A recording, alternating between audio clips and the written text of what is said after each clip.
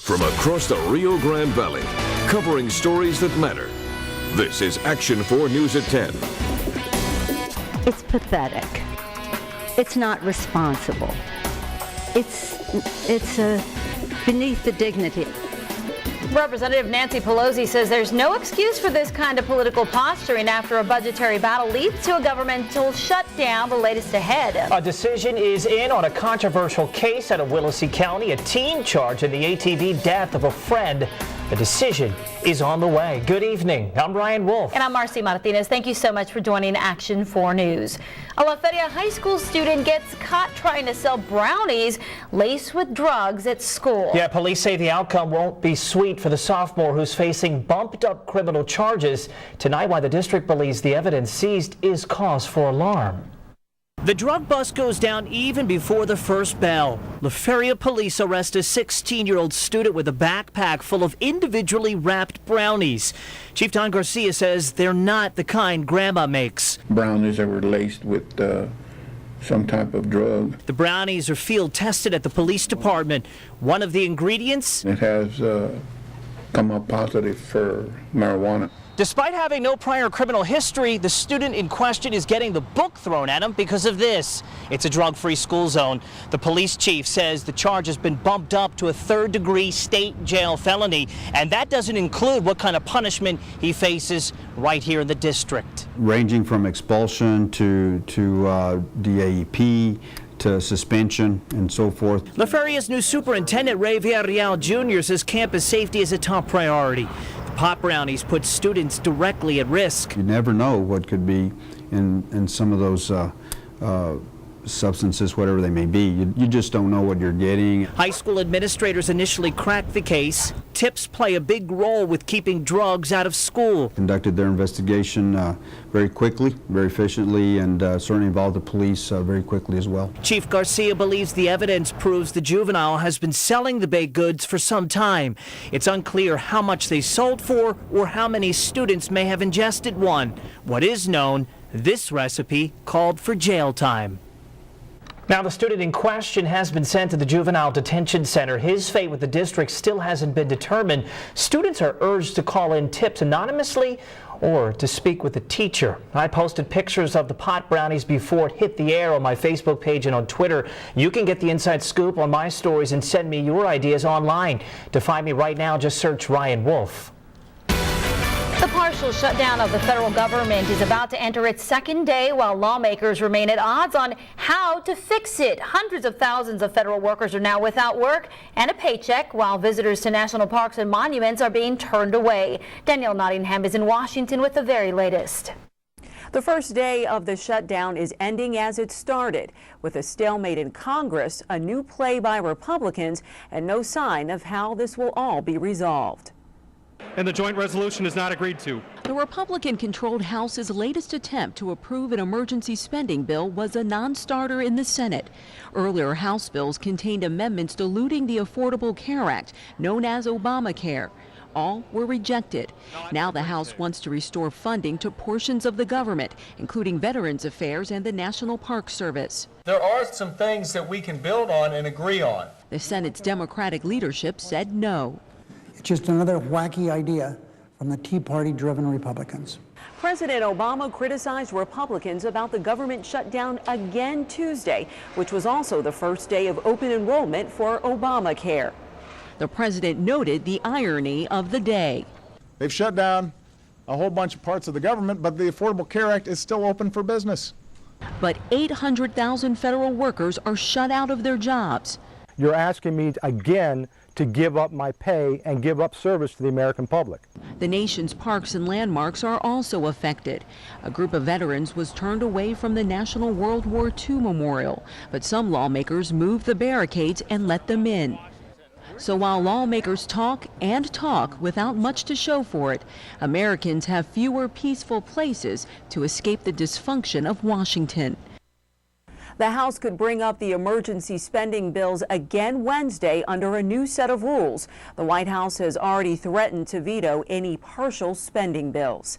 In Washington, Danielle Nottingham, now back to you.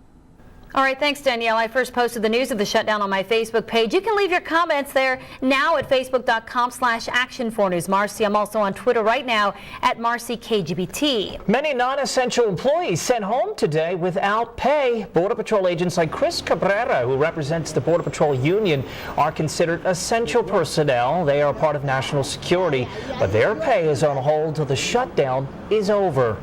We're a big part of the economy down here, not just Border Patrol agents, but federal families in general, support personnel, and to not get a paycheck is going to put a big damper on the local economy.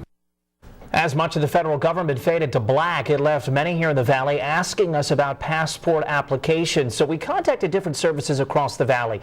Norma Rodriguez with Passport Services in McAllen says the shutdown shouldn't immediately impact their office. It shouldn't affect any previous applications that have been processed. As a matter of fact, to reassure citizens, passport acceptance facilities will continue to accept passport applications from customers unless otherwise advised by the U.S. Department of State. Now, if you haven't applied for passport services, you could still do so, but expect to wait some extra time for it to be processed. Enroll America members hit the ground running today to get the nearly 300,000 who are uninsured here in the Valley enrolled in the Affordable Care Act. Jose Medrano says the coalition of nonprofits is working to educate the public on the new law and clearing up many misconceptions about the Affordable Care Act, like the idea that pre-existing conditions will not be covered. That's entirely false.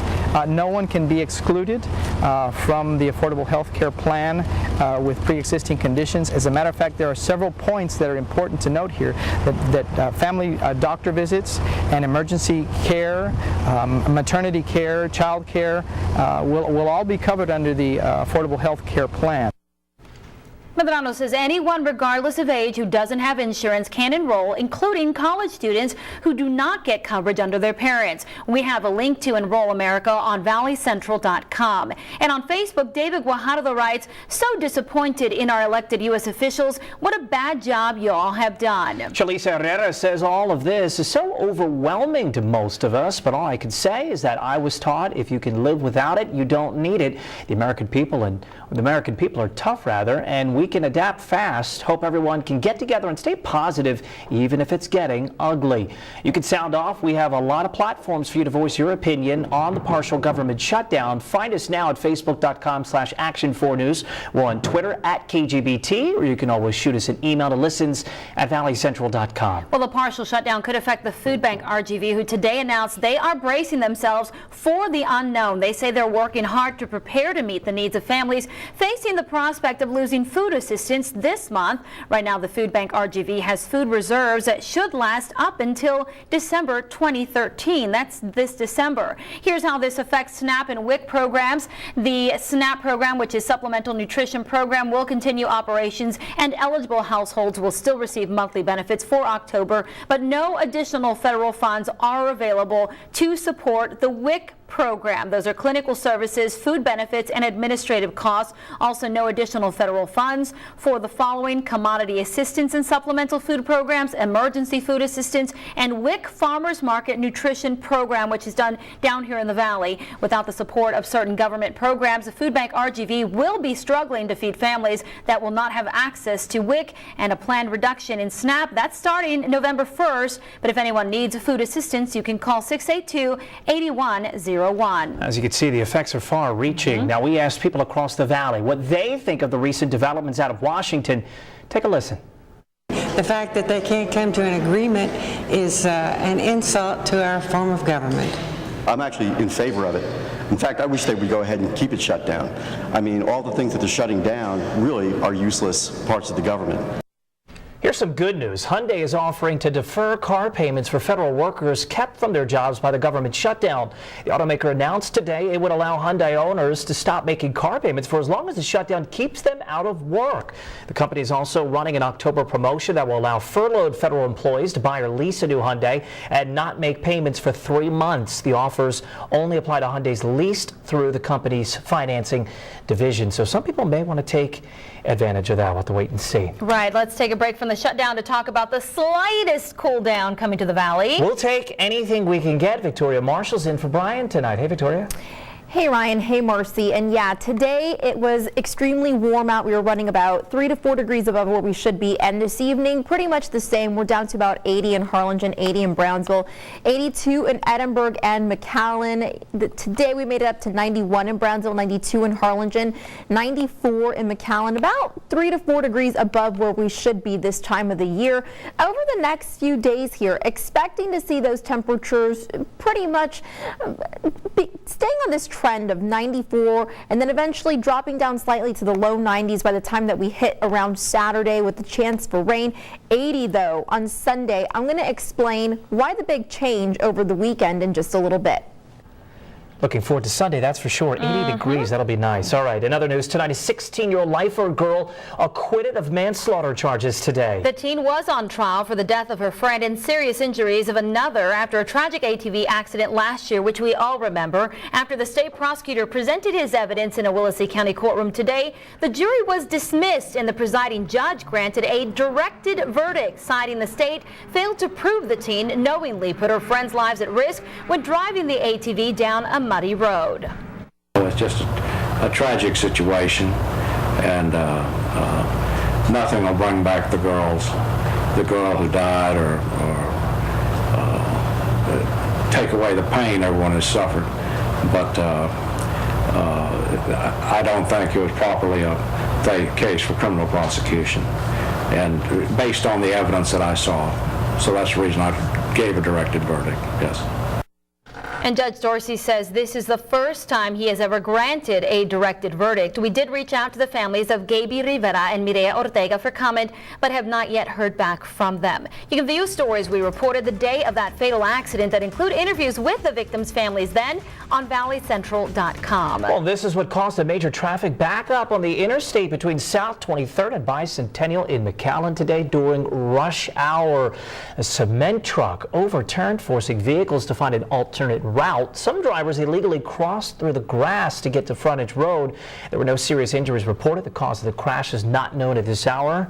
Our thanks to viewers who sent in those photos. We posted them on our station Facebook page. Definitely, and we're talking about getting all of that as well on our mobile app where you can find the radar, which is always fun to watch when there's something going on, but nothing tonight. Nothing tonight. There was a little bit earlier today, this morning. We saw some showers, some thunderstorms, and tomorrow a slight chance that we could see something. As a matter of fact, here's the current satellite radar map showing just a few clouds across the area, and we did have some sprinkles to the north of us into portions of Brooks and Kennedy counties earlier this evening. I'll have your full weather forecast straight ahead. All right, Victoria, also on the way, a party for the community held in Primera tonight, an opportunity for residents to meet the officers who protect their streets. And in Mexico City, teachers take to the streets, but they are angry. We'll tell you why next.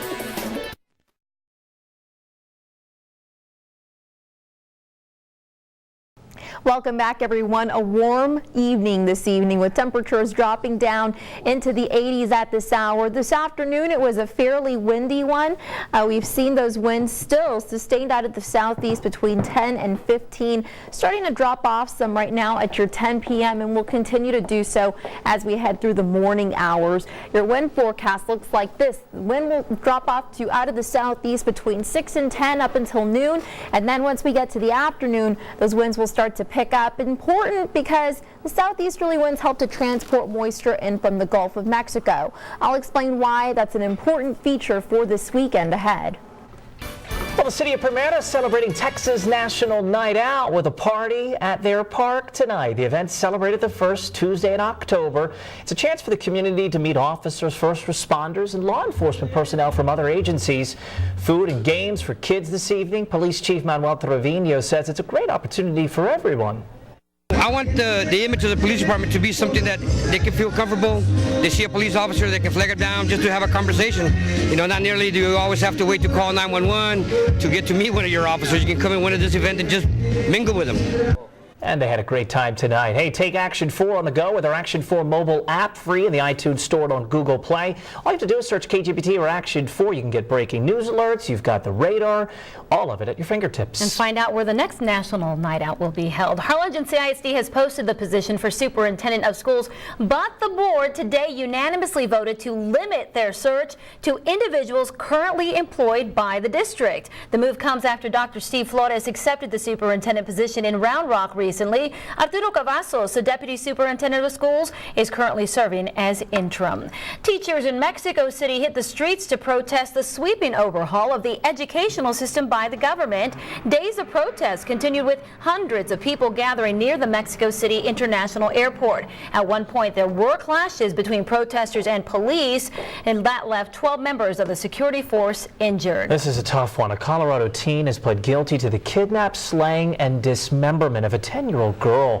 Police say the 18-year-old had confessed to the crime, and officers discovered some of the girl's remains at his home. Jessica, a 5th grader, disappeared while walking to school on October 5th. Hundreds of police and residents searched for her, and parents escorted their children to and from school. Just a frightening situation.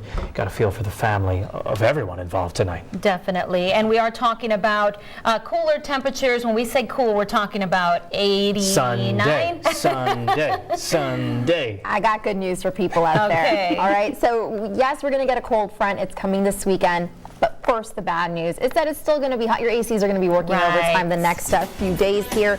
Today, we did see about 1/4 inch of rain in Brownsville, 1 trace in Harlingen, so about 1/10. McAllen, nothing. I'll have your full weather forecast straight ahead.